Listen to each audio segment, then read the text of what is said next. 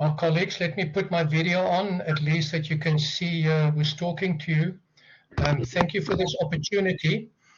I would love this to be a fairly open session with engagement from your side. So as I progress to share my ideas, please interrupt me. I'm used to Teams. First time I'm interacting with this interface at your university, so I may miss if you put up your hand if you have something to say. So please switch on your microphone and interrupt me and ask a question. And I'll proceed in that way. I'm retired. I live at the coast, and I'm still engaged with some academic work at my universities. And I love this particular topic for the reason I've been a victim of them in the past, and I've also seen my colleagues that have become victims of predatory journals and predatory conferences. I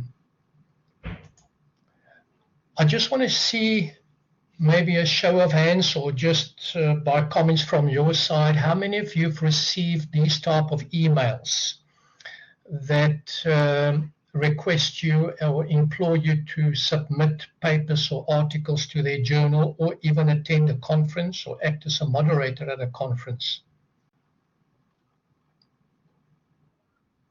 Okay. Oh, great. Many times, yes, yes. Yeah, it is quite annoying. I've even been requested to write a book chapter in a medical textbook, and I must say I know about disprins and panados, but nothing about medicine. So the danger is that these predators can infiltrate the scientific corpus with a lot of nonsense. I will do the following. I'll provide a brief orientation and then define predatory journals and conferences and then predator indicators, and I'll provide 2 case studies. And this is the route that I see that predators journals are taking, a new route. And then I will close with spotting and how we can avoid predatory journals and falling into this trap. Now, as an orientation, the D heads research output policy, and I want to emphasize it's a legal notice. It's published in the Government Gazette. So it is not open to discussion or alternative interpretations. And item 5.3 makes it very clear that we as institutions must safeguard against predatory journals whose main purpose is financial gain rather than the quality of research. So it's our duty as academics and senior academics to safeguard our institution against predatory behavior.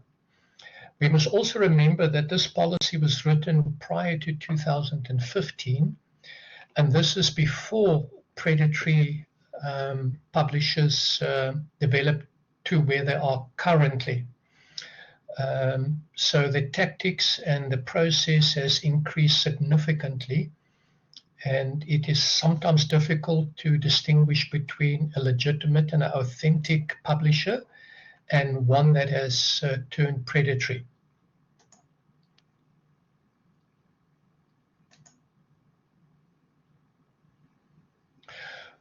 Right, the ministerial statement on university funding, they normally appear every year. And in this particular year, this is the section that appears.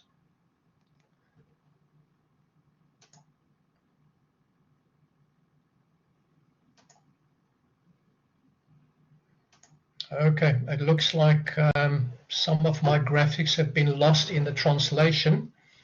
But if you have a look there in the middle, it says research units will be withdrawn from a university for funding purposes from both predatory journals and those journals pending investigation. And the department will reserve the right to recover the funds from the university as claimed for a period of 3 historical years. So it is important for us as universities to make sure that we do not publish in predatory journals and engage in conferences organized by predatory conference organizers. Then the Department of Science Technology, University of South Africa, the CHE, RSAF, NRF, and the DHET publish a statement of ethical research and scholarly publication practices. This appeared in 2019 in the South African Journal of Science. Then we go to the next slide. And it is the last two sections that are important. I know they are too small to read, and I've enlarged them for you. And this is what they have to say. We are responsible for avoiding falling victim to predatory publishing and unethical editorial practices. Notice there are two. The onus is on an individual or a group of researchers and institutional processes to scrutinize, to ensure that the avenues that we select for publishing the work are authentic and credible. So it's a process. We've got to scrutinize this, and also look there at item 12. The emphasis is on quality over quantity. And this is sometimes in conflict with the publish or perishing syndrome, and even the pressure that we receive from deans, heads of departments, and a university to increase our output in numbers. And this can result in undesirable practices like salami slicing or partial reporting, or even self-plagiarism and duplicate publication. Now, defining predatory journals, there's a very good definition here. There was a group of scholars that met in Canada. There were about 40 of them. I think it was in 2019, and Johan Mouton of Stellenbosch University was part of the team. And they developed this definition of predatory journals. It's entities that prioritize self-interest at the expense of scholarship. And the items that stand out to me from this particular definition is as follows.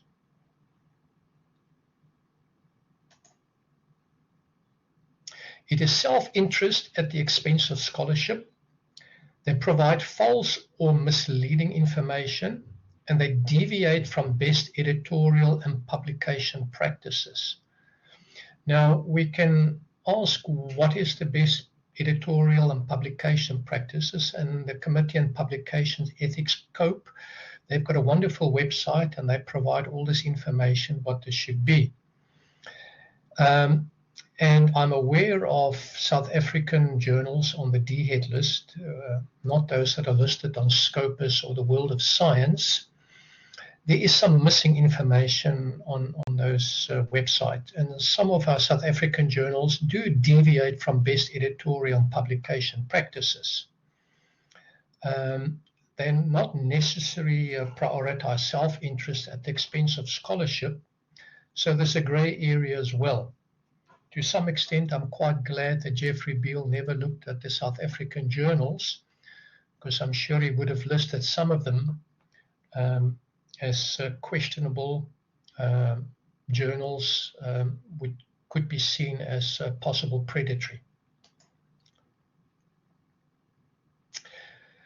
There's another definition I just want to highlight by Cinta Galen Torres, and she highlights they exploit the open access model for economic gain. And again, she highlights that they do not meet the quality standards of scientific publication. Both this and the previous definition, the focus is on open access. But there are journals behind paywalls that do ask an article publication fee that operate as predatory journals. So this is not mainly directed at open access journals, but all journals. Most of the predatory journals operate as open access journals, and many of them appear on the DHEAD list of the DOAJ, the Directory of Open Access Journals, some even on Scope or on the World of Science as well. I'll get to that a little bit later. Now, in the Sinsa paper, she refers to other authors, and she cites the terms that they use for predatory and flaky and poor journals, like phony publishers, deceptive businesses. And I like this one: fraudulent free rider, questionable journals, and pseudo journals. So in the literature, there is a wide range of words and terms that people use to describe deceptive journals and predatory journals.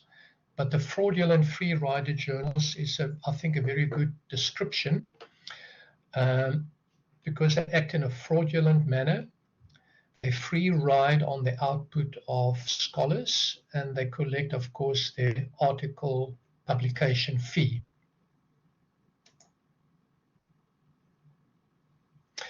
Now, the best definition and the best work that I've come across was by a group called the Inter-Academy Partnership. It's a global network of over 100 science, engineering, and medical academies. They had a 2-year study, and they produced this particular report, and they explored predatory practices. ASAF was involved as well. We had a representative there as well. And they produced a summary report in multiple languages, and they also report a fairly extensive report in English only. It's freely available on their website, and the links are at the bottom. They define predatory publishing and predatory journals on a continuum from very high risk to low risk. That is, journals which are obviously fraudulent, like the first slide I've shown, to low quality journals that are trying their best, but that occasionally engage in predatory practices. So a predatory journal and a predatory conference, it's very difficult to quantify them in a particular box. It's more on a spectrum of behavior that one has to look at. And the obvious one, the high risk ones, which are pretty obvious, these are easy to identify. And they have gone out deliberately to commit fraud and to get hold of our research and to get hold of our publication fees. Then on the low risk on the other side are what were or what even are authentic or genuine journals. They even go through a thorough peer review, but now and then they engage in predatory practices. And in this, I'm reminded of one journal called Optic. A couple of years ago, when I looked at them, I noticed in 1 week there was a publication cartel, and that included the sub-editor. They published one paper every day over a week. And the time between publication and acceptance was sometimes just a day or two. So they were really prioritizing the self-interest at the expense of scholarship. And the one particular journal, the only sources that they cited were themselves, and the papers are about 2 to 3 pages long. The text information alone was about half a page. So it was a cartel operating, and I think in 1 year they could have published more than 100 papers. So just really looking after their own interest and citation stacking and journal stacking.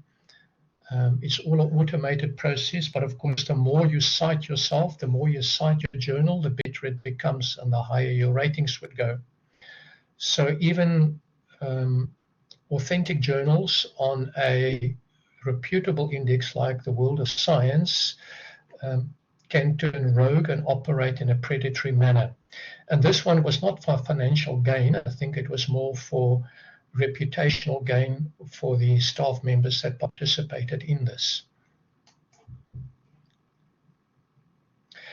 And it is here where the low quality and the promising low quality and the questionable quality, that is where the danger lies.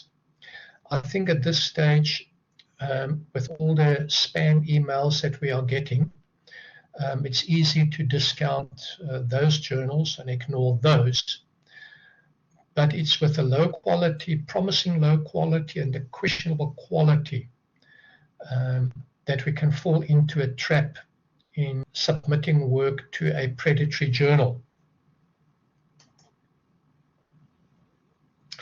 Now, predatory indicators, and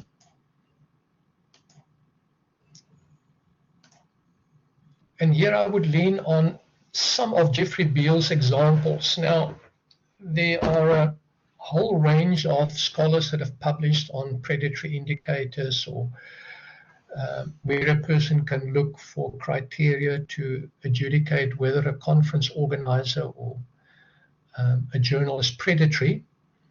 And Jeffrey Beall provided a pretty good list, and these are just an extraction or extract of some of them. For example, about editors and staff, you would say that the publisher owner is identified as the editor of each and every journal published by the organization. Now, there's a publisher in India, Kamla Rao. When you engage with them, the editor for different journals is always the same person. This is one example. And there's no active editorial board that seems to have any input into it.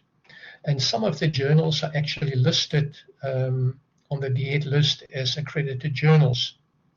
In terms of business management, they lack transparency in publishing operations. And in terms of integrity, this is just one of many of the items under integrity, is they try to obscure where they work from. For example, European Journal of, the American Journal of, or the International Journal of.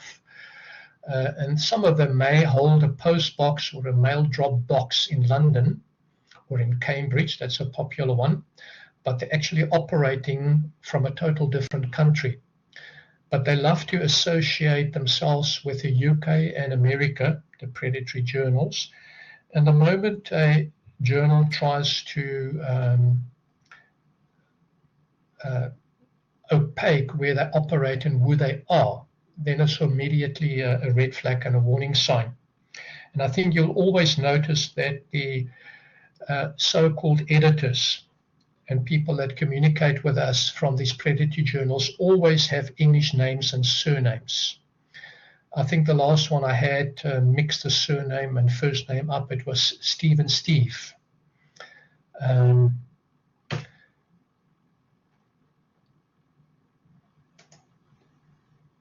Okay, they may republish papers already published, and they use boastful language, like their leading publisher. And they've got poor journal standards, poor practice. There's insufficient contact information. Person can't get hold of the editor. There's a business person that you get a hold of. You get hold of an organizing person, and so on.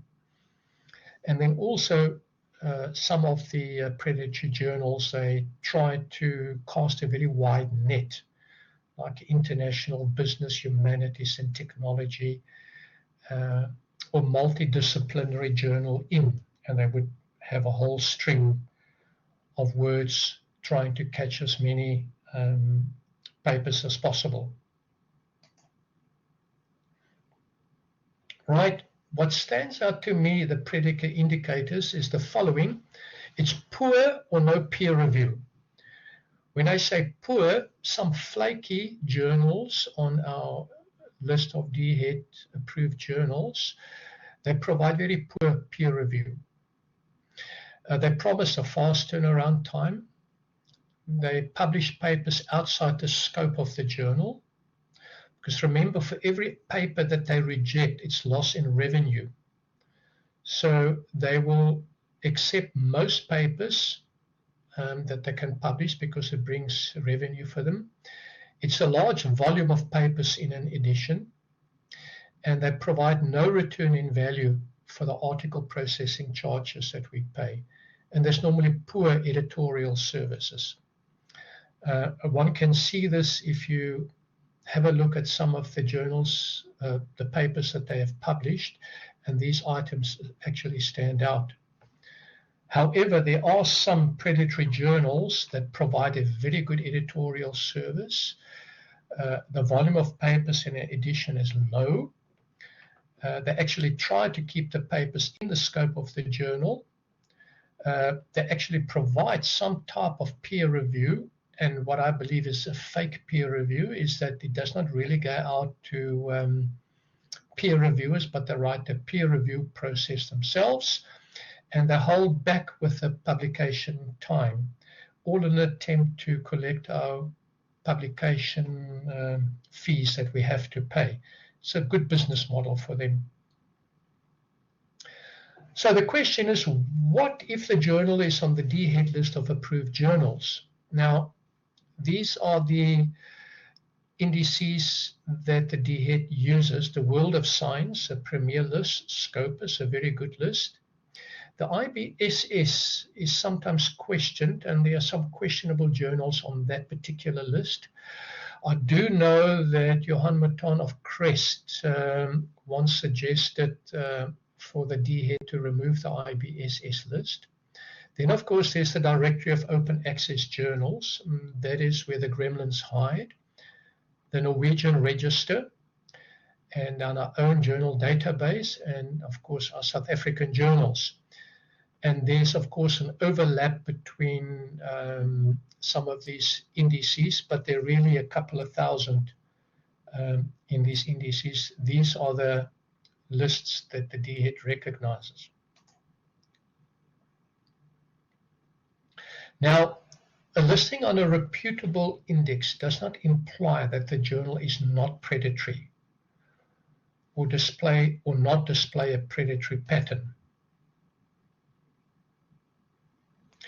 We cannot assume that the DHET list is up to date.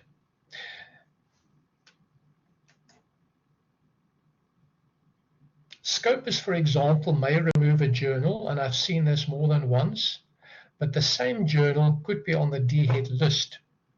Sometimes the DHET list is a year behind time, or even sometimes 2 years behind the time.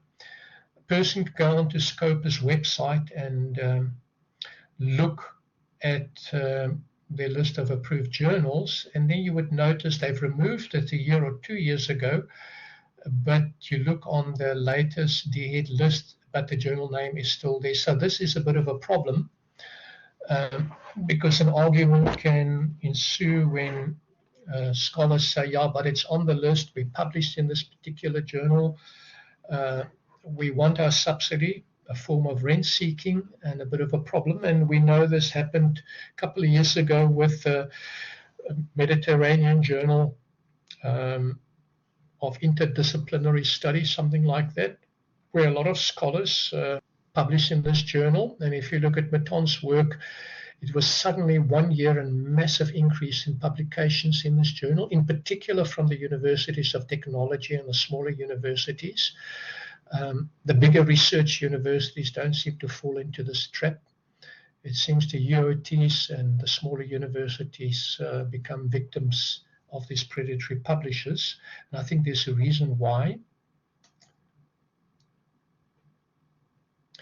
Now, a journal may turn rogue, and this is what I've noticed what is taking place. They become predatory and stay on a list, on the World of Science list or Scopus, until flagged by a reader or noticed by an index. The index, they do look at these lists, and they do appreciate if we notify them of poor editorial practices. And in my case studies later on, the two of them, I'll show how it happened with one of them. Now, turning rogue, it's a captured journal, and I think there's some overlap between what we experienced in South Africa between state capture and captured journals. The principles and the processes are very similar. Now, new owners, which could be the publishers, may acquire an authentic journal on a reputable index. They would replace the editor and editorial panel.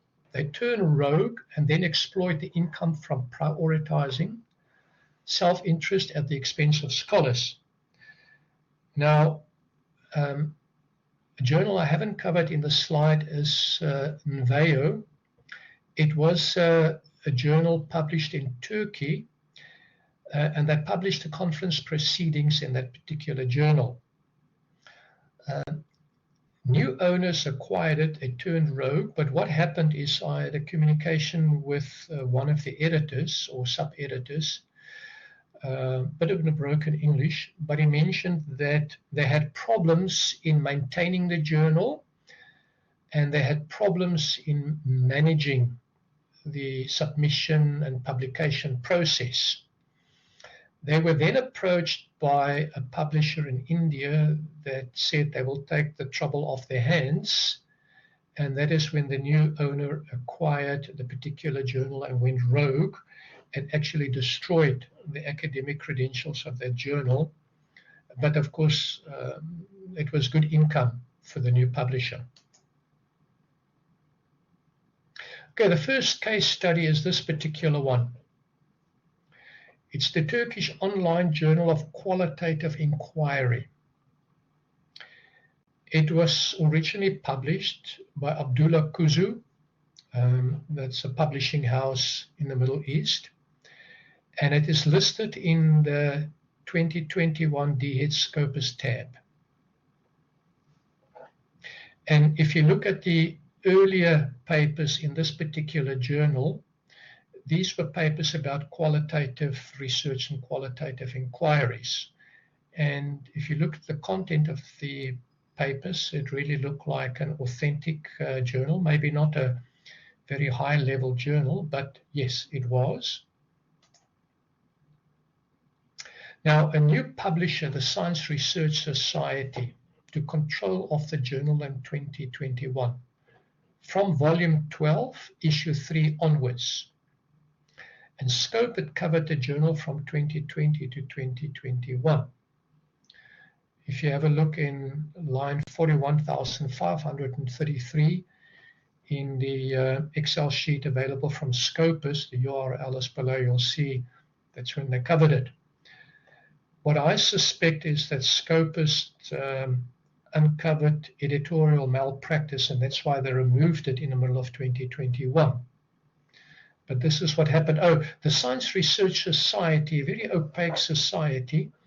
It's very difficult to trace where they come from. I've noticed that they are involved in other acquired journals, and what I also see other captured or hijacked journals as well. And they run a pretty good business. I'll show you the figures just now. When I say a good business, not from a scholarly perspective, but from a finance perspective for themselves. Now, the journal, under the original publisher, produced 2 to 4 editions per volume, about 200 to 350 papers per year.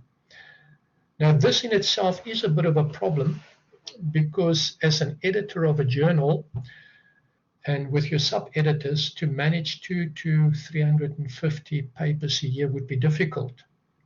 Because you've got to send this out to peer reviewers, you've got to go through the peer review report, communicate with the authors, check that the work was done, make sure the copy editing is done, make sure the publication takes place.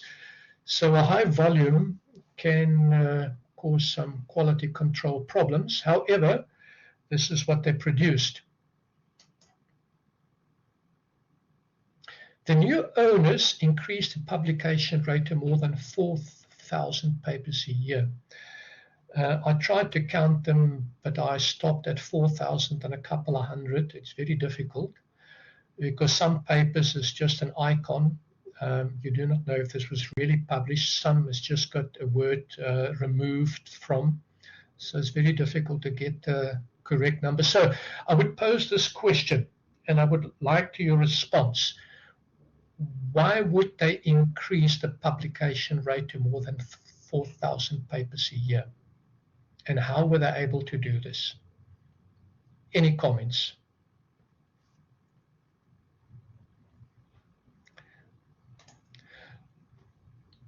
Sorry, I only see these hands now, and I've got no idea how to activate these hands. Please just switch on your microphone and speak.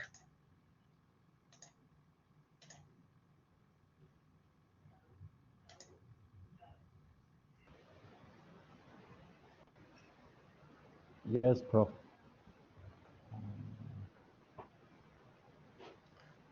Yeah, please carry on. I don't see anyone who is raising a hand here. Okay, I've got at the bottom 2 hands raised. Okay, and 4 chat messages.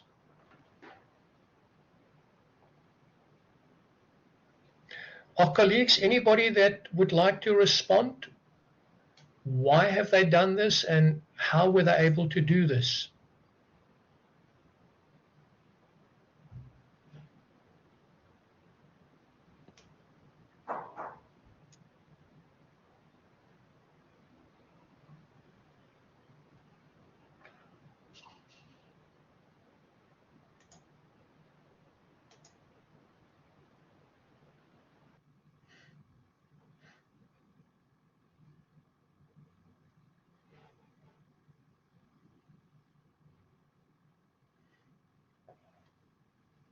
I just want to check, do we still have attendees?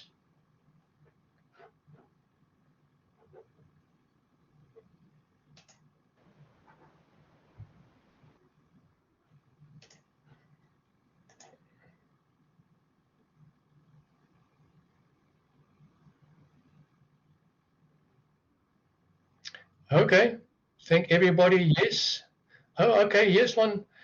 Dikeledi or Refilwe, you've just come on. Have you got any comments why they've done this and how were they able to do this? The new owners?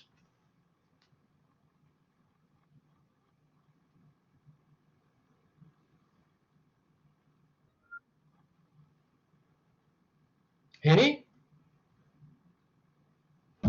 Good morning, Prof. Good morning, colleagues. I think the one is for the money, and the second one, I think, is for to be visible. Yeah, you're correct. It is for the money that they've done this, but how were they able to attract 4,000? It turned rogue in the process, yes, but how were they able to attract 4,000 papers? That's a big amount, hey? Prof, it's the lady here. Maybe is Yes. it because of fraud or bribery? Well, look, what I've noticed with overseas universities, they've got the same pressure that we have to publish. And they're well aware of quality. So they want to publish in journals which are listed in World of Science, that's priority number 2, and then Scopus. So the moment this journal was listed on Scopus, that is when the predator took control of this particular journal, acquired ownership of this particular journal. And suddenly when it was listed on Scopus, the world's scholars who could not have their papers accepted at other reputable journals, running to them, yes, and they promised quick turnaround time as well. So that is why they are able to track thousands of papers. Now the same will happen if we have a South African journal and they improve their quality and they get listed on Scopus or the World of Science. The amount of papers that will flood to that South African journal will dwarf what was previously submitted to this particular journal. So being listed on a reputable index will attract papers worldwide. And of course, quick turnaround time, no quality control, no peer review, all the predatory behavior. So here's an example of a low quality journal to start with.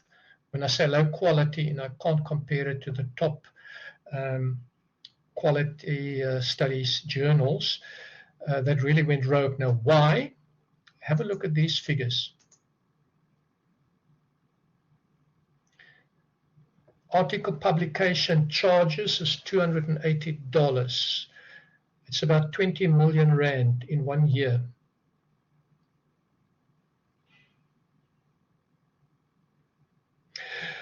Can I make a proposal? And I say this tongue in the cheek. How many of you would love to become part of a team so we can make 20 million rand in 1 year and retire early? Right? We can possibly take one of UJ's journals, mention to the overworked journal editor, no problem, we'll take charge of all your problems, we'll get it listed on Scopus, we'll upgrade the quality, we do all the work over a year, it's listed, suddenly we get thousands of articles coming, we accept everybody, we provide fake peer reviews, and we could make more money in a year or 2 years than we can make in our entire lifetime. We can save up for our retirement working at a university. So, okay, that is not an honest invitation, but you can see where this goes. The pressure to make money and translate it into our money is humongous. Now, that's on the assumption that all the authors paid the article processing charges.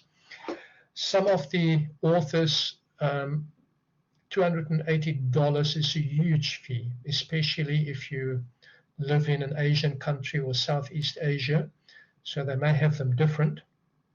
Remember the earlier definition that prioritize self-interest, in this case is financial interest, at the expense of scholarship. So the pressure for money and the temptation to make lots of money out of the poor academics that are pressurized to perform is there. The financial model works as follows. Scholars want to publish in Scopus or World of Science Index journals. A journal that gets newly indexed will attract submissions, lots of them. And predators aim to acquire poorly managed or unprotected indexed journals. An indexed journal will provide a good return on investment if an owner prioritizes self-interest. And when I say a good return, that is for the predator. It's not a good return for scholarship. And I must just mention there were 2 journals that didn't turn rogue, but 2 journals in South Africa that got hijacked for a short while. One was a management journal of Stellenbosch University, and one was the Botalia journal of the that organization that's got an office inside the Botanical Gardens. Duplicate electronic websites were created for them, and they collected papers and article publication fees. They even duplicated the journal, the editors, except that they use Gmail addresses. Let me just have a look.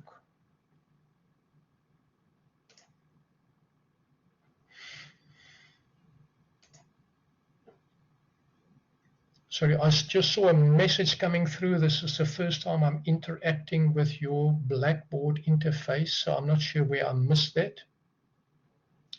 Just have a look.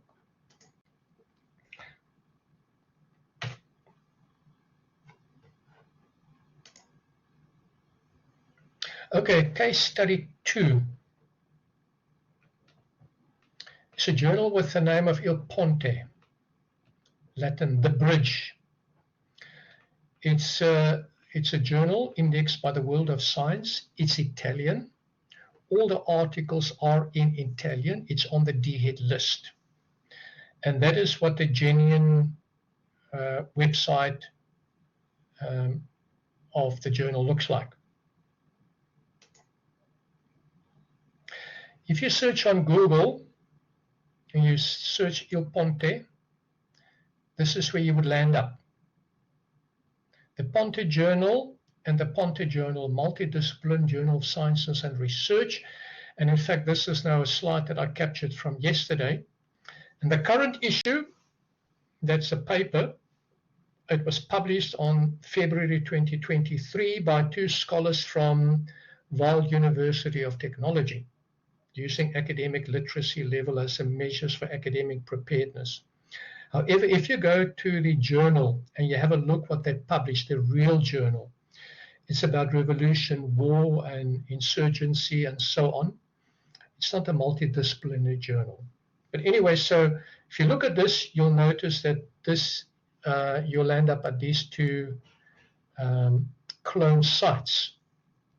And very interesting, the so-called journal editor of both of these clone sites are exactly the same.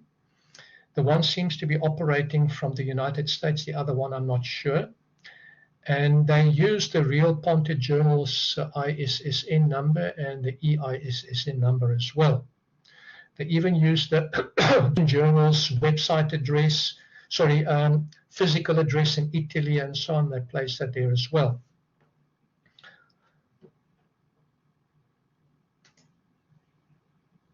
And this is the look and feel of the two particular websites. The one on the left-hand side, if you land up on that website, it's obviously a predatory journal. If you have a look at that, the claims that they make, the information that they provide, and the layout and feel is really of what you would expect from a predatory journal. The one on the right-hand side is more muted, and I think is more aimed at the American and European market to attract scholars to submit journals to that particular journal. It's operated by the same organization, but this is the look and feel of the two hijacked, or rather put this clone journal of the genuine journal. From the above, it's easy for us to identify low-quality predatory journals. However, identifying and avoiding high-quality predatory journals requires a critical approach. When I talk about a high-quality predatory journal, the term high quality does not refer that they do quality work, but the predatory journal that has upped their practice. So they try to follow the good practices of what they are supposed to have. They will have the correct policies. They will have issues about retraction. They will even list an editorial board, and the editorial board members may actually exist, not that they're active or doing anything. However, it is where they place the interest, the financial interest above scholarship. That is where the issue comes in. Now, if we have a rent-seeking behavior and a strong need to publish at all costs, that is where we may fall victim to these predators.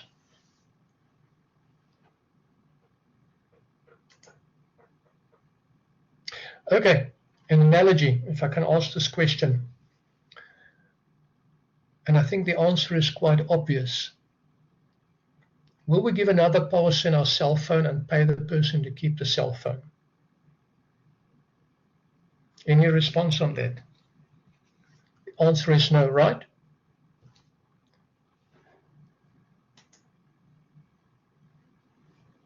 If not, now ask a question. Why should we pay a predatory or flaky journal or a conference organizer to keep our research and cause us harm? When I say cause us harm, publishing in a predatory journal or engaging with predatory conference activities will cause us harm. For those of you and those of us that will apply for NRF rating, raters are, for example, requested to inspect the applicant's profile and make a comment in terms of the person's predatory publication activities. So even by accident publishing in a predatory journal, participating in predatory conferencing will cause us harm in the future. So it is an issue that we have to avoid. Can I give you another analogy? Will we be happy if a primary school child peer reviews our paper? The answer is obviously not. And we know how we feel when we get a peer review and the peer reviewer can't write proper English, make spelling and grammar mistakes, miss what we have to say, and we see the peer reviewer didn't spend really any time, didn't engage the work, and makes disparaging remarks about issues that they're missing totally, and they would reject the paper or being critical. And we get quite upset about that because it's a poor peer review. But at the same time, we become very happy if we receive a peer review from a flaky journal by a person that can't read or write English, that heaps praises on the work, and it is really just in an attempt for us to part with our work and make the decision to publish in that particular journal. Okay, back to the analogy. Of course, we will not be happy for a primary school child to peer review a paper. Then, why should we accept a positive peer review from an unknown person who can barely write English and does not understand the content? And it's amazing, sometimes we do. We're so happy if we receive this positive peer review of 3 lines that says it's a good paper, I recommend it be published, and so on and so on and so on. But that's not peer review. Remember, a peer reviewer acts as an examiner of the work. They must verify and check that everything is accurate. And I've noticed that some of the high quality journals have an open approach to peer review. They would make the peer review reports available. They would even list the names of the peer reviewers. They would also make the author's response to the peer reviewers available.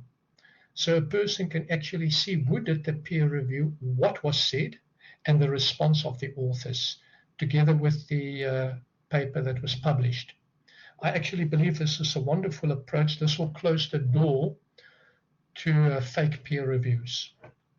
I've also seen in some overseas dissertations or theses where the examiners are listed in the front of the work.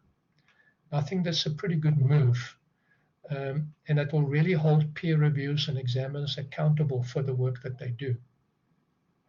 It's just a pity that the examination fees are so low, and of course peer review work is all free, and editorial work and working as an editor is also free work.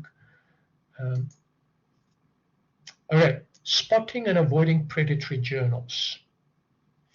Clarivate also had on their blog an issue to say about predatory journals, and there they highlight the issue of peer review. It's one of the easiest ways to identify these types of journals. And under these types, I would include accredited, flaky, and low-quality journals, because it causes harm to the quality and integrity of the academic publishing community.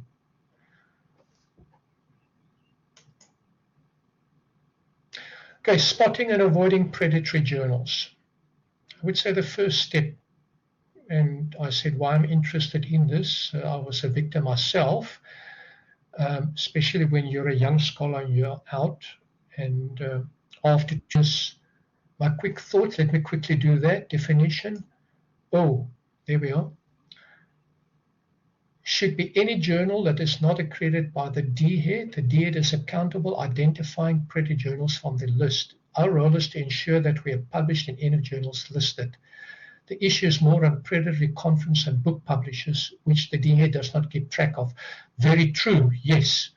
The DHEAD does not really keep track, or the ability to keep track on predatory conferences and book publishers, which is true.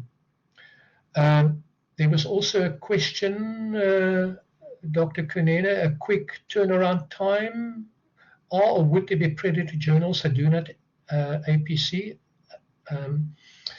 If so, what's it in for them? Yes, I have come across a predatory journal listed as operating from Reading. That's a little town in Britain outside London.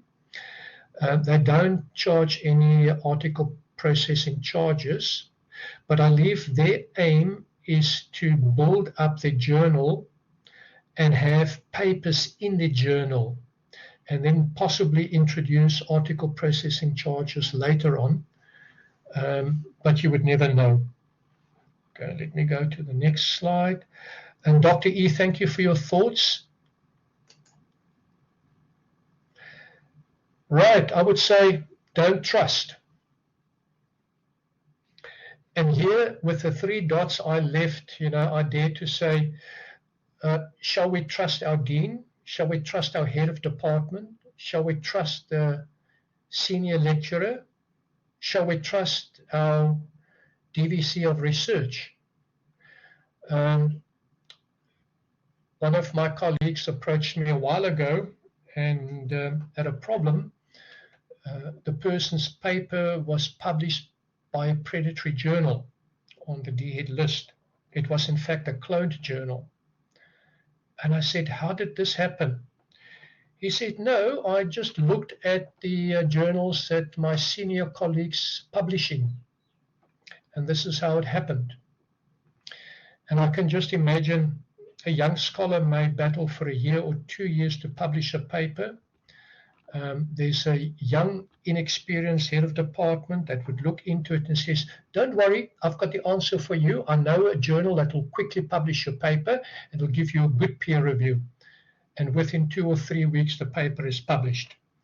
So when I say don't trust, we really have got to have a critical approach to everybody and everything and all the journals.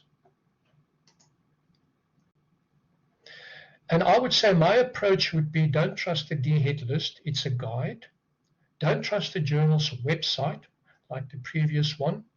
A person can type in Il Ponte and you would land up on a clone journal website. And a person could check the journal by using a link from an index. Is the DHEAD 2023 accredited index journals available now? No, not as far as I know. I looked for it last week in preparation for this. It's only the 2022 that is available.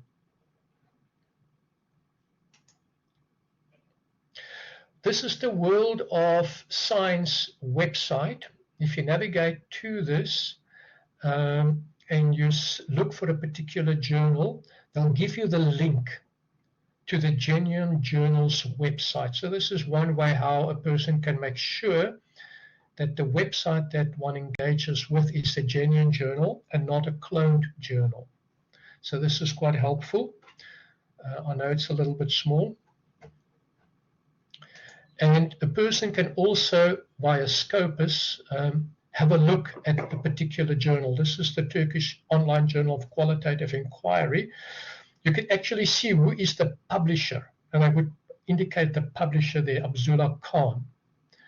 Abdullah Kuzu.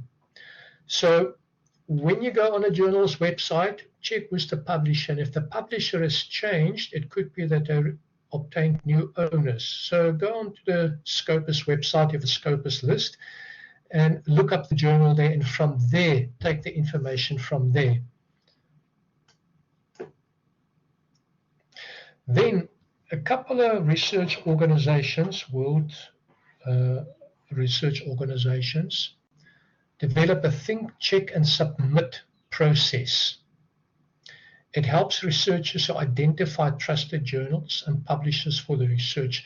It is really a tick box process that helps us to think and helps us to check before we submit something to a journal. And this is just one very good example that we can follow. Now the think section is very short, the check section is very long, so I've duplicated only a small part of the check section. For example, it says do this, do this, do this, and you can check this. So this is a very useful start for novice researchers if you're unsure about a particular journal. We've got the advantage as a good start, we've got the DHEAD list from where we can. For example, have you read any articles in a journal before? Is it easy to discover the latest papers? Which is a very good management. The name of the journal, the name is unique, it's not the same, confused with another journal. And can you cross-check with the ISSN portal? But just remember, some cloned or fake journals steal other journals' ISSN numbers, so on. Can you contact the publisher? Can you send an email to the editor? Or do they use Yahoo or Gmail addresses? These are all signs, warning signs of predatory publishers. Okay, in closing, variables that lead to entrapment that could cause us to become a victim of a predatory journal. The need for a quick and easy to publish journal. This is a big one. You know, the end of the year review is coming up. I've had 1 or 2 journals being rejected by top journals. One of my colleagues says, listen, there's a very good journal in Nigeria. It's called Gender and Behavior. They give a very quick turnaround time. You submit it there. Within 2 weeks, you've got a peer review report, very poor peer review report, but you've got to pay $500. You do that, they publish, you feel wonderful, right? Then it's the rent-seeking behavior that we've developed. You know, we want to have the numbers up. We do salami slicing. We split our work up in many items. We republish what we've published before in a different format. We rehash the work again. And of course, our publish or perish syndrome, which in my perspective is not a good one. It really feeds the predatory cycle. Colleagues, so that is all from my side. Engage with me, engage with these others about these issues. I hope this was helpful.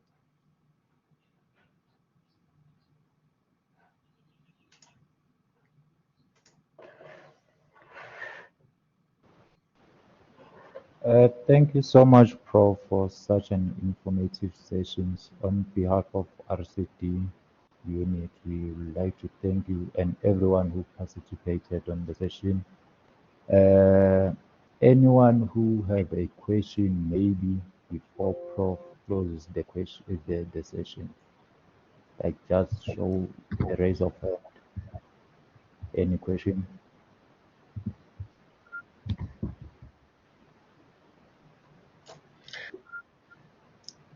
Tabu, yeah, please, question. Yes. Yeah.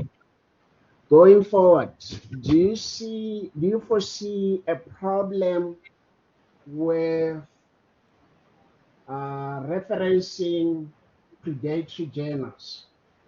I personally try to avoid, but do you see problems going forward? I'm sorry, just repeat your question. Do I see problems going forward in terms of? Referencing and citing predatory journals.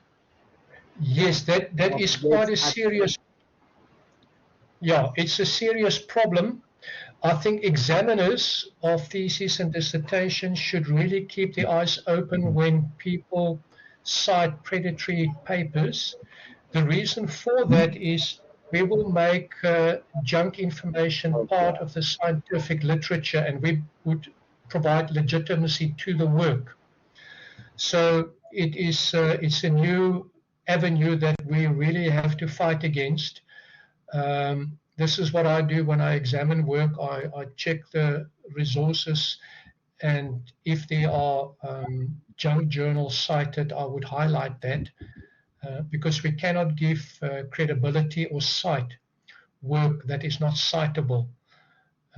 Because if you keep on repeating a lie later on, it becomes part of accepted knowledge. Indeed.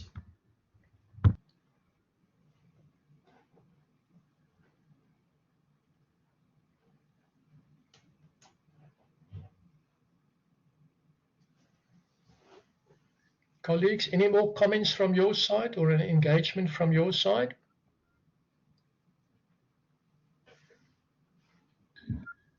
Prof, can I please ask a question? Yes. Yes, I want to know, is it possible so that we can get a copy of this recording? Yeah, of course. Please, you're welcome to use and distribute my PowerPoint. All the information in the PowerPoint is public knowledge. To answer that question, Prof, yes, the session will be available After 24 hours, the recording as well as the slides, we'll upload them on Blackboard. Thank you very much. Henny? Yes, Prof. I say no, I'm happy, so that I Okay. want to thank them for the recording, because there were some phone calls in between the session, so I missed a few spots. Okay.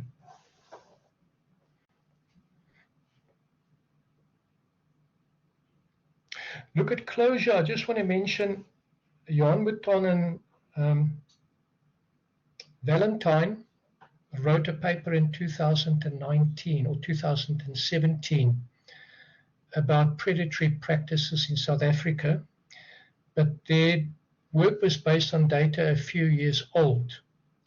And it was very interesting that they reflected on universities' where share of predatory papers were low, and it's our top research universities that had a low share of predatory papers, and that is UCT, Pretoria, Stellenbosch, Wits, and I think UJ was also pretty high up on the list with a low share. But very interesting then, Walter Sisulu, Venda, Limpopo, Mangosuthu, the smaller universities and some of the UOTs, some of them, 1 out of every 4 and 1 of every 5 of the papers that they published appeared in predatory journals. So that is really an indictment to some of our universities in South Africa about our practices. And I always wondered, now, why is that? And I was in contact with UCT's research office, and I asked them, and I said, is there any direct incentive, financial incentive for your scholars when they publish? And they said no. And I do know one of my colleagues worked at also a research university, and they also do not get any direct incentive for publishing a paper. So they don't have a rent-seeking behavior. So whether they publish 1 or 10 papers, it doesn't make a difference to their salary. And then a colleague I know working at one of the lesser universities mentioned to me that for every paper that he publishes, he would get X amount. So that would explain why some of the universities' processes really lead to predatory publishing. And then I've also come across a process, this was relayed to me by a person publishing in theology journals. The person said that he gets paid X amount for every paper that he would publish in a theology journal by the particular university. And then when I looked up at some of the papers in these journals, I said to myself, now I understand why this person is a non-academic and really publish papers so regular, very poor quality. And the universities just wants the numbers. So it's also universities' policies and practices that would either feed or discourage predatory practices. Colleagues, if there's no further questions, please, you're welcome to email me if you've got any questions, but if I can assist you in any way.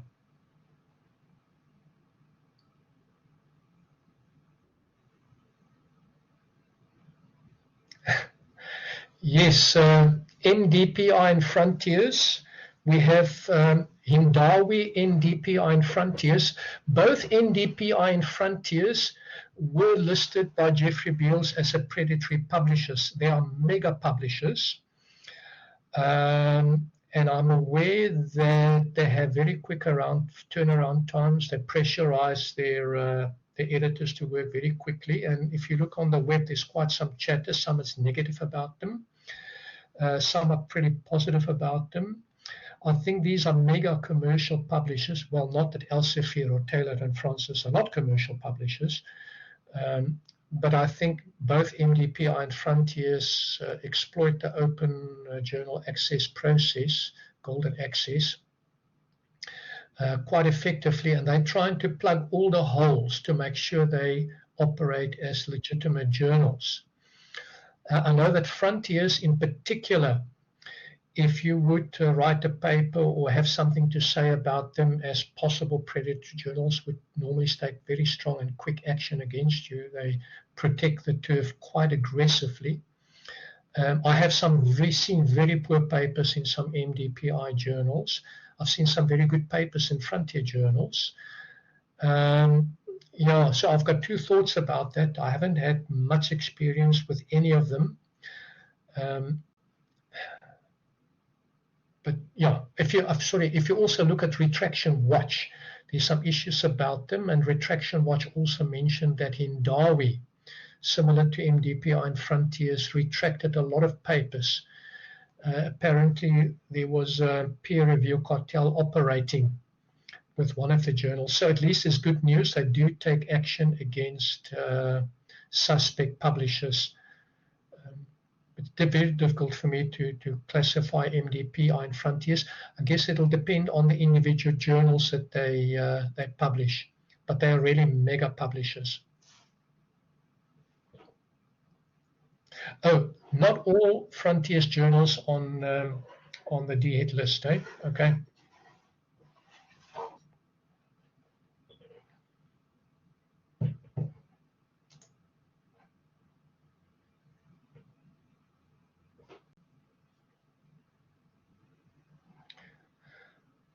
Okay, colleagues, let me leave you, and all the best for you. I've got another meeting to attend with my work, and it was nice engaging with you. Keep well. Bye-bye. Thank you, Prof. And to everyone who attended, we would like to thank you so much. Thank and you. a quick reminder that we have an afternoon session that will start at 3. Here's the information to the slides. Yes, with Prof. Musa. So hope we will see you there on that session. Thank you so much. Okay, noted. We'll see her later. Thank you. Okay, bye.